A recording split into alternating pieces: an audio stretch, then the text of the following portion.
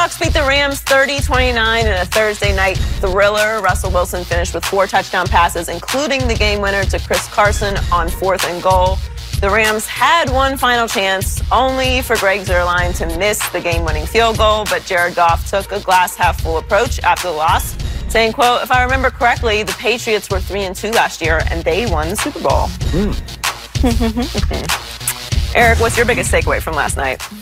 Well, just how impactful emotion is on the game. And you heard Russell Wilson talk after the game what it meant to have Paul Allen inducted into the Hall or the Ring of Honor and the opportunity that he gave him and how much he appreciated that. And I think it was KJ Wright talked about crying after the game because of what the game meant to him. And so the passion with which Seattle's playing with, to me, is going to take them a long way. And it seems like there's a cohesiveness with this team that you hadn't seen in a long time. Usually what you hear out of Seattle is the infighting, is the unhappiness with either the way the play calls are coming in or the way guys are playing. So that, to me, makes them a very dangerous team. I also had, talking about Dallas in the last segment, what I respect about Brian Schottenheimer is he does commit to the running game. And last year they were second in attempts, and this year they're third in attempts. And that has opened things up for Russell Wilson. That has taken pressure off of Russell Wilson. Interesting. And it's his commitment to the running game which allows him to do that, because everybody they play knows that's what's going to happen. I'd say from the Rams' perspective, defensively between last game and this game, there's some real challenges that they have to overcome. And everybody wants to talk about Jared Goff, but Jared Goff has played a lot of good football. Defensively, these issues don't seem like they're going away anytime soon either. And not keeping Russell Wilson in the pocket and allowing him to extend plays and beat you with his feet the way he did, that was hard to watch. Hard to watch. The thing is, you basically must treat him like an Aaron Rodgers or a Patrick Mahomes, because if you let those guys get outside the pocket, not only can they throw the ball over your head, but they're very accurate and they can kill you with their feet. You must keep Russell Wilson in the pocket. If you let him extend the play 4, 5, 6 seconds, I don't care who your secondary is. There's not a corner alive that can cover 5, 6 seconds. And time again, he's getting outside of the pocket. You think you got him, you spin him around, and here he comes back the other way. And the next thing you know, you thought you had him for a 5 or 6 yard loss. He has a 17-yard completion. You think you got him for a loss, he's thrown for a touchdown. You think you got him, and he throws the game winner. He's just unbelievable.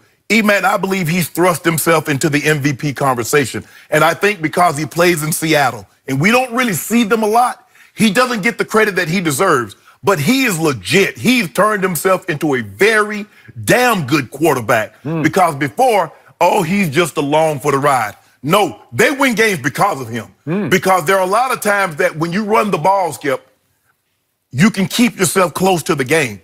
Because this is what happens. If you don't have a quarterback that can do what he does at the end, it doesn't matter to be close. You got to find a way to go win it.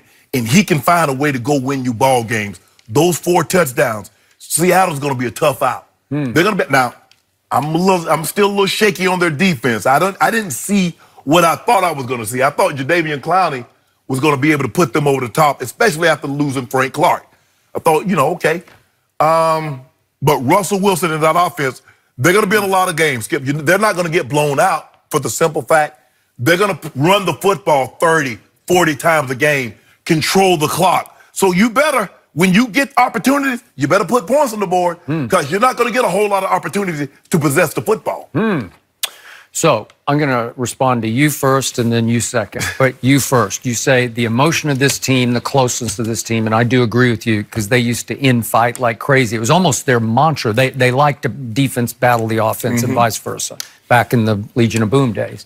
So I get that it could carry them. But I'm going to remind both of you, if the kicker doesn't miss the field goal from 44, and he's known as one of the clutchest kickers in pro football, and he had made 3 for 3 in that game. If he doesn't miss from 44 yards, we're having a completely different conversation about the Seattle Seahawks, because the perspective on this team is They barely beat Cincinnati at home in their opener 21-20. Then they went to Pittsburgh when Roethlisberger had a torn ligament in his elbow and tried to play in the first quarter. I'm sure you remember this. And he finally just looked at the sideline and said, I can't throw. And they threw Mason Rudolph into the game, and Pittsburgh almost came back to win that game, and it was 26-24. Not all that impressive by the Seahawks that day. Then they go back home, and they face Teddy Bridgewater, and it wasn't an emotional game. They're probably not up for it.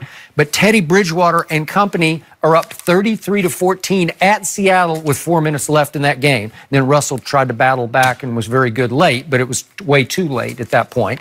And then last night, it took Greg the Leg going right, wide right, or we're having a different conversation, right? So you say the emotion well could carry them, but I'm not seeing a dominating football team yet. Sometimes you got to catch a break, though, Skip. Okay. Sometimes that's a break. Yeah. Because that guy, again, I predicted yesterday he would hit a walk-off field goal, and I'm sitting in my little room. It's down in the flats. He's way up in Bel Air at the top of the you want to come gloat. You going to come out? I know you going to Well, I'm like, I got this. Yeah. I got this. And then I don't got this? Nope. Are you kidding? Another kicker goes south? Goes sideways? Yeah, look, in every game, there's about a handful of plays that can dramatically change the complexion of the game.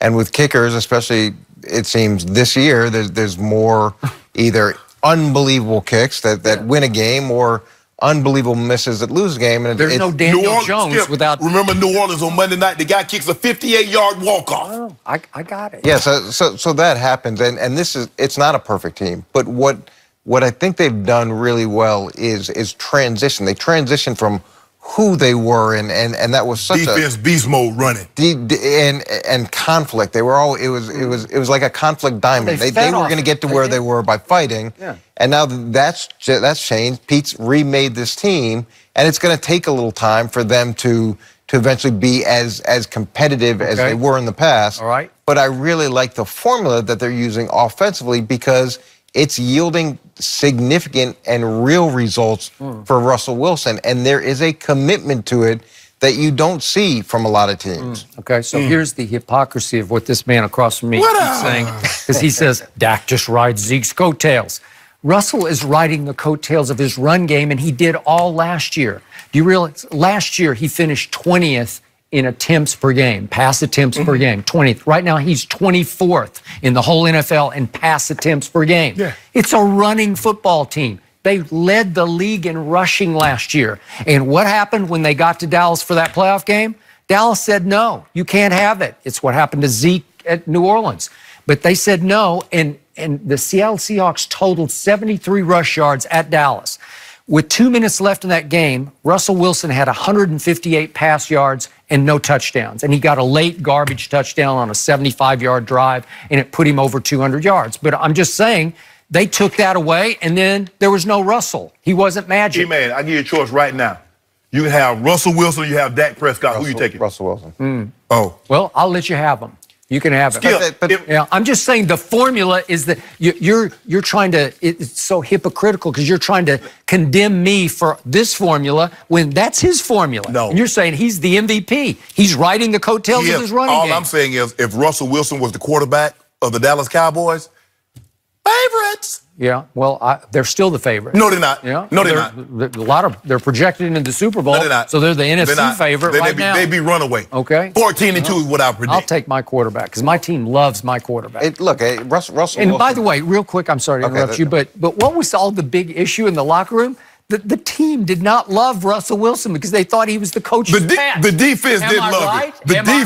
The defense. Well, they didn't like a lot of things about the way he carried himself, the way he projected him. Am I right about that? Yeah. My team loves my quarterback. He is 100% real. Well, okay, so you can have your guy. You can have your MVP Russ candidate. is the unquestioned leader right now. Well, okay. But look, that locker room back in the day was like a high school filled with cliques. I mean, they didn't like anybody. Nobody liked anybody. Right. And it was the conflict diamond. They fought, but they were able to come out with something special, and they operated in that world. It's changed dramatically. And when you look at the plays that Russell Wilson can make with his feet, he can make plays. It's dramatically different than what Dak can do with his feet. Wrong. Yeah, stop it, Skip. Wait. We don't have this play queued up. The play of the game against Russell Wilson was a run my quarterback made, and it was spectacular on a quarterback draw up the middle on what was it, 3rd and But see, all the 12? plays that we showed, Russ ain't doing no running. Russ ain't doing no running. Oh, stop All it. He was throwing. running like crazy. All throwing. But Skip, you got to go find that play. Russell Wilson makes those plays every single week, every single game. Those play, and he did it in college. You watch this guy, and he changes the complexion. If you give him a crack, he's like water. He finds the opening, he extends the plays, and he does great things down the field. How did they lose? I don't know. Who was the star of the game? If you had to rate a star of the game in that game, stop it. It was my quarterback. He made all the plays. Ran for 100 he plus. He made all the plays. Stop it. All I know, results. You guys say, I'll take Russell Wilson. Yep, well, would. The numbers, everybody would. Screaming for Dak. Everybody would. Even Jerry and Steven would take Russell. It'd be hard to find a GM that wouldn't take Russell Wilson over Dak. Except Skip. I'll take him, and I've been right all along. No, you haven't. I've been right from the start. I told you in training camp in 2016. I love this All kid. I know is the guy didn't want him. I don't jump on bandwagons late. You remember, Skip, NC State, the head coach, O'Brien, he didn't want him. He wanted Glennon. So Russ says, you know what I'm going to do? I'm going to go into Wisconsin. I'm going to leave NC State. I'm going to go way to Wisconsin. And we go into the Rose Bowl. I mean, you have an O-line filled with #1 draft picks. Thank you.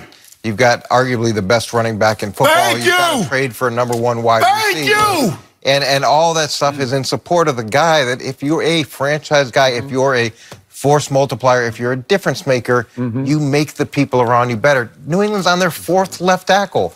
Their 2nd center. I mean, just go on and on and on. Dak Prescott to Tom Brady? Well, how about this here? Name the quarterback in the history of the game that's had that. 3 #1 draft picks, a top 5 running back, a top 5 wide receiver on his offense at any time. Name the guy. Just call Amari Cooper a top 5 wide receiver? He wasn't. He was a top. I said he was a top 5 draft pick. Oh, okay.